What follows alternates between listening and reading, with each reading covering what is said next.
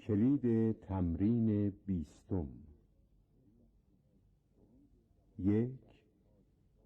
تمام زبانهای جهان از صدا درست می شوند. 2. هر کدام از زبانها صورتهای ویژه برای صداهای خود دارد. 3.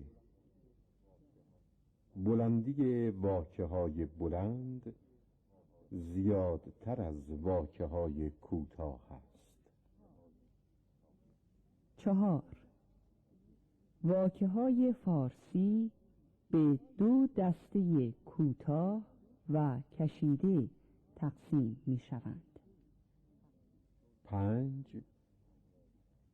چون حرف علامت نوشتاری صداست، لذا صداها، کلمه ها و غیره را می توان نوشت.